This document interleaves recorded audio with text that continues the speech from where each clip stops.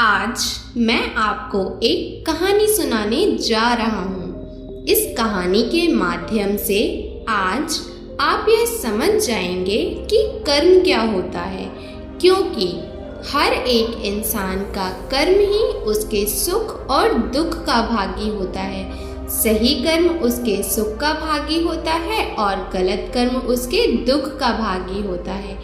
एक बार की बात है, महात्मा गौतम बुद्ध जी के एक शिष्य ने यह प्रश्न किया कि हे भगवान, कर्म क्या है। महात्मा गौतम बुद्ध जी मुस्कुराए और उन्होंने जवाब दिया, मैं तुमको एक कहानी सुनाने जा रहा हूँ। इस कहानी के माध्यम से तुम सभी शिष्य यह समझ जाओगे कि कर्म क्या होता है। गौतम बुद्ध ने सुनाई कर्म की कहानी। राजा और दुकानदार की। चंदन की लकड़ी। एक राजा था। वह अपने मंत्री के साथ देश का भ्रमण करने निकला। भ्रमण करते करते राजा और मंत्री एक बाजार में पहुंच गए। उस बाजार में राजा का ध्यान एक दुकानदार के ऊपर गया। उस दुकानदार को देखते ही राजा के मन में ना जाने क्यों यह विचार आया कि मैं इस दुकानदार को कल फांसी की सजा दे दूं।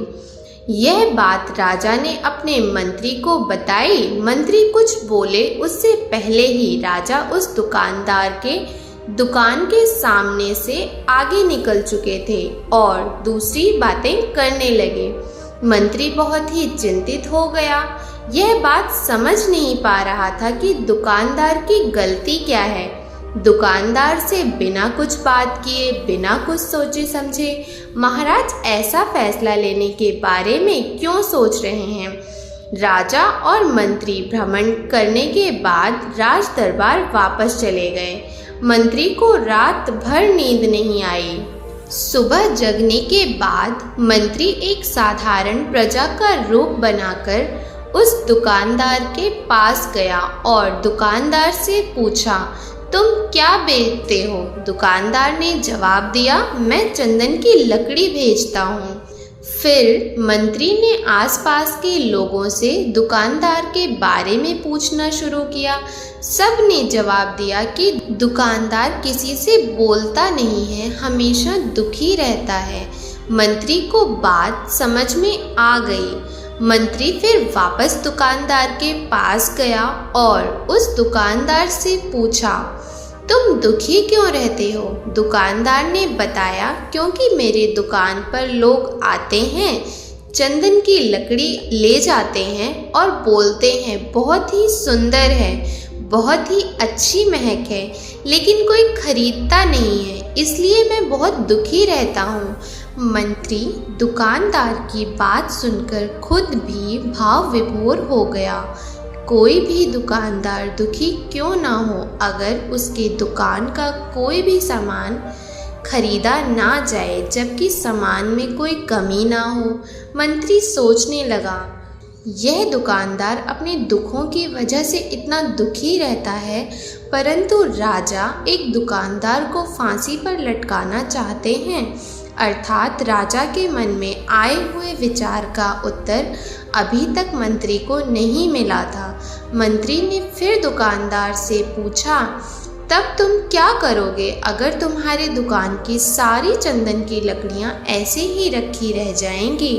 तो दुकानदार ने गुस्से भाव में बोला, हाँ मैं जानता हूँ मेरी चंदन की लकड़ियाँ ऐसे ही रखी रह जाएंगी, कोई नहीं खरीदेगा, इसलिए मैं सोचता हूँ कि हमारे देश का राजा जल्दी से मर जाए।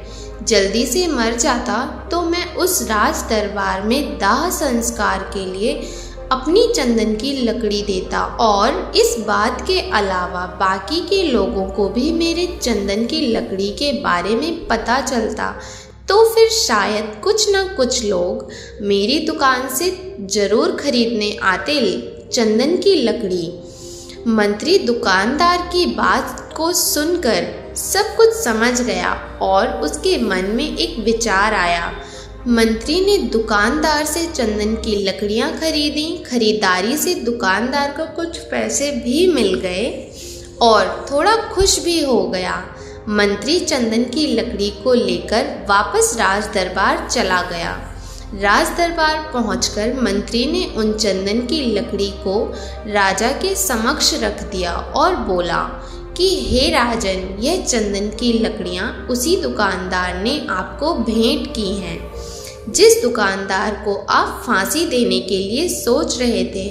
राजा चंदन को सूखे तथा सूखने के बाद बड़े ही प्रसन्न हुए।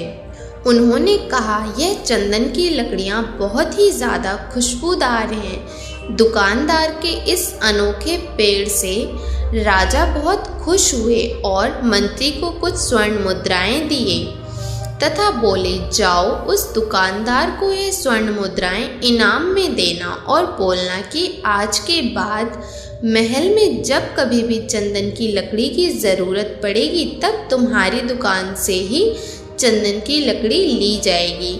मंत्री जी मुस्कुराने लगे तथा यह सोचने लगे कि अब तो राजा के मन में उस दुकानदार को फांसी देने का विचार आ ही नहीं सकता, क्योंकि अब तो हमेशा राज दरबार के लिए चंदन की लकड़ियों का इंतजाम करने की जिम्मेदारी उस दुकानदार को जो मिल गई है। मंत्री स्वर्ण मुद्राओं को लेकर वापस दुकानदार की तरफ चल दिया। इधर राजा इस विचार में पड़ गए कि वह दुकानदार तो बड़ा ही अच्छा इंसान है।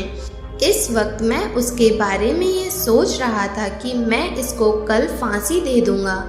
तब शायद उसके मन में उस समय यह विचार चल रहा था कि राजन पहली बार मेरी दुकान पर आए हैं। आज उसने मुझे बेवजह में ही उसको फांसी देने के बारे में सोच रहा था।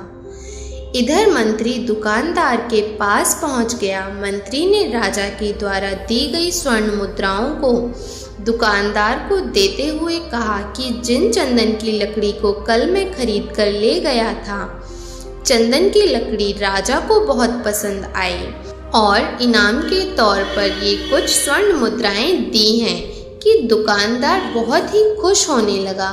साथ ही साथ मंत्री ने उस दुकानदार को यह भी बताया कि अब आज के बाद राज दरबार में जब कभी भी चंदन की लकड़ी की ज़रूरत पड़ेगी तो सारी चंदन की लकड़ियां तुम्हारी दुकान से ही ली जाएंगी। दुकानदार मंत्री की बात सुनकर बहुत ही खुश हो गया। मंत्री ने दुकानदार से पूछा, क्यों भाई, तुम तो राजा के बारे में इतना बुरा भला सोचते थे, लेकिन राजा देखो तुम्हारी कितनी चिंता करते हैं। राजा कितने अच्छे हैं। राजा अपनी प्रजा के बारे में कभी भी गलत नहीं सोचते हैं। दुकानदार मंत्री की बात से सहमत हो गया और बहुत दुखी हुआ। दुकानदार मंत्री से बोला, मैं कितना गलत सोचता था राजा के बारे में। राजा तो बड़े ही अच्छे हैं, बड़े ही भले राजा हैं। भगवान करे राजा की बहुत लंबी आयु हो। यह बात सुनकर मंत्री बहुत ही खुश हुआ। फिर वहाँ से वापस राज दरबार को चला गया और यहीं पर महात्मा गौतम बुद्ध जी ने इस कहानी को समाप्त कर दिया। फिर अपने शिष्यों से उन्होंने पूछा कि अब बताओ कि कर्म क्या है। विचार ही हमारे कर्म होते हैं। गौतम बुद्ध ने कर्म का पाठ पढ़ाया। किसी शिष्य ने कहा, कर्म बोले हुए शब्द हैं। किसी शिष्य ने कहा, कर्म वाणी है। तो किसी ने कहा कर्म सोच है, तो किसी ने कहा कर्म भावना है, वगैरह वगैरह। अपने सारे शिष्यों का जवाब सुनने के बाद महात्मा गौतम बुद्ध जी ने बताया कि कर्म हर एक इंसान के खुद के विचार होते हैं। हमारे विचार जैसे रहेंगे हम वैसे ही कर्म करेंगे और इन्हीं विचारों के द्वारा किए हुए कर्म हमारे सुख और दुख के लिए उत्तरदायी होंगे। अर्थात हमारे विचार अगर गलत हैं तो हमारे द्वारा किए हुए कर्म भी गलत होंगे तथा इसका परिणाम भी गलत निकलेगा। परिणाम स्वरूप हम दुखी रहेंगे। अगर हमारे विचार सही रहेंगे तो हम सही कर्म करेंगे। सही कर्म करेंगे तो सही फल मिलेगा, जिससे हम सुखी रहेंगे। इस कहानी से हमने यही सीखा है कि अगर हमारे विचार सही रहेंगे, निष्पाप रहेंगे, तो उन्हीं निष्पाप और सही सोच की वजह से लिया गया हर फैसला सही होगा। जब फैसला सही होगा तब हमारे द्वारा किए हुए कर्म भी सही होंगे। जब सही कर्म होगा तो सही परिणाम मिलेगा, जिसकी वजह से हम सुखी रहेंगे, हम खुश रहेंगे। तथा इसी जगह पर अगर हमारे विचार गलत रहेंगे तो हमारे द्वारा लिए गए फैसले भी गलत होंगे और किया गया कर्म भी गलत होगा, जिसे दुष्कर्म कहा जाता है। और उन्हीं दुष्कर्म की वजह से परिणाम भी गलत मिलेगा। जब दुष्परिणाम मिलेगा तब हम दुखी रहेंगे, परेशान रहेंगे। आपको गौतम बुद्ध के द्वारा दी गई सीख कैसी लगी हमें कमेंट में ज़रूर बताएं। और अगर आपको ऐसी वीडियोस देखना पसंद है तो हमारे चैनल बुद्ध सखा इंस्पिरेशन को सब्सक्राइब करना ना भूलें। धन्यवाद।